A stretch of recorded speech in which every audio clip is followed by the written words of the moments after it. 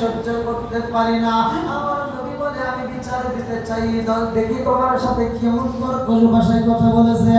আমার নবী গেটের সামনে যাইয়া গো জিবরাইল আমিনকে দেখে আমার নবী একটা মুস্কি হাসি দিয়া কয়, ও জিবরাইল, আমার খাতুনে জান্নাতে মা ফাতিমার সাথে তুমি কেন কর্কশ ভাষায় কথা বলেছে, কারণটা কি?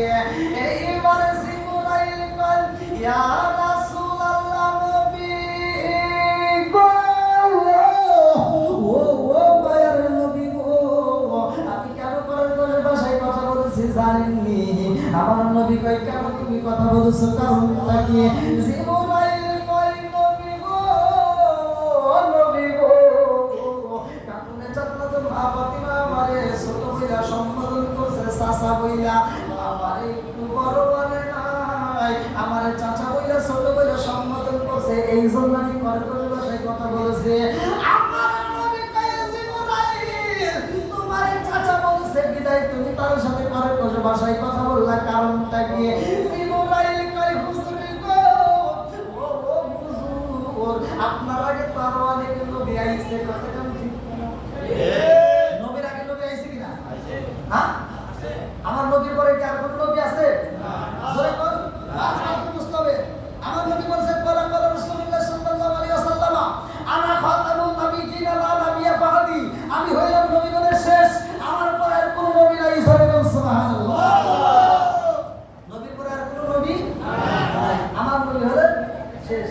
আইছে সব নবীর পরে, অথচ জান্নাতে যাবে সবার আগে। আমরা আইছি সব নবীর উম্মতের পরে, অথচ আমরা জান্নাতে যাব সবার আগে। জান্নাতের যতগুলো খাবার গাছ নিয়ামত, আশরাফারে থানভীর এলাকায় কিতাবের নাম হচ্ছে বাবে জান্নাত উল্লেখ করা হয়। জান্নাতের ভিতরে এক একটা আঙ্গুলের যে ওজন হবে, লম্বা হবে, আমার আপনার হাতের পরে 3 হাত করে লম্বা হবে। এক একটা বড়র বড় হিসেবে তো এক একটা বড়র ওজন হবে 12 মণ। এক একটা আপেলের ওজন হবে, কিতাবের ভিতরে উল্লেখ করা হয়, বাবে জান্নাত কিতাব আশরাফে থানভীর লেখা, এক একটা আপেলের ওজন হবে 18 মণ। কি রে, সুবহানাল্লাহ বলে না? আপনারা আমার ভাষাই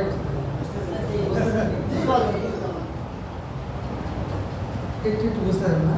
আমি আমাদের অতিরিক্ত ট্রেনে কথা বলে, মানে আমি যেখানে কাজ করতেছি আমাদের ওদিকের ভাষা আর কি, ভাষাগত দিক থেকে অনেক কিছু বুঝতে পারে না। তারপরে কি আমার ভাষা আসলেই বুঝতেছেন নাকি পারবে? আলহামদুলিল্লাহ। যাও, খাতুনে জান্নাত মা ফাতিমারে কর্কশ ভাষায় কথা বলছে, আমার নবী বিচার করবে। আমার নবী বলতেছে, তুমি কেন কর্কশ ভাষায় কথা বলছো?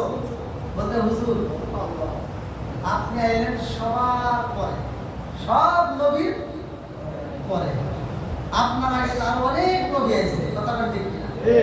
জিবরাইল বলতে, আমি সবার কাছে ওহী নিয়ে আসছি, কারো কাছে আসছে 2 বার, কারো কাছে আসছে 12 বার, কারো কাছে আসছে 13 বার, কারো কাছে আসছে 70 বার। সব চাইতে বেশি আসছে যার কাছে, সেটা হলো আমার নবীর কাছে। জোরে কোন সুবহানাল্লাহ। 24,000 বার। জোরে কোন সুবহানাল্লাহ। আমার নবীর কাছে সবচাইতে বেশি আসছে। আমার নবীর কাছে বলতে, হুজুর, আমি তো সবার কাছে আসছি, আপনি আসলেন সবার পরে, অথচ ফাতিমা আমারে ছোট বলে সম্বোধন করছে। আমার নবী কয়, এই ঘটনা? ঠিক আছে জিবরাইল, আমি জানতে চাই তোমার বয়স কত? তোমার বয়স আছে না? তোমার বয়স কত? আমাদের মানুষ, আমার সময় মানুষ কি বয়স বাড়াইতে চায় না কমাইতে চায়? কথা বলা গেছে,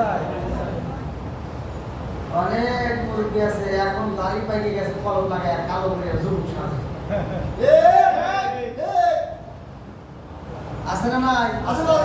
হ্যাঁ, কোন দিকে ঢুকবো আল্লাহ জানে। সবার কাছে তো ভালো লাগবে না, কিছু কিছু লোকের কাছে খারাপ লাগবে, কথা বলতে ঠিক কিনা? আমার নবী ওয়াজ করছে, আমার নবী ওয়াজ করছে, সে ওয়াজ কি খারাপ ছিল না ভালো ছিল? ভালো। আমার নবী ওয়াজ করছে, তার চাচা, আমার নবী ওয়াজ করে যখন ময়দান থেকে বের হইতেছে, তার চাচা কয় কি রে ওয়াজ করলে গিয়া? কয় আব্দুল্লাহ গোলাম মোহাম্মদ। তো ওনা পাগল, নাউজুবিল্লাহ।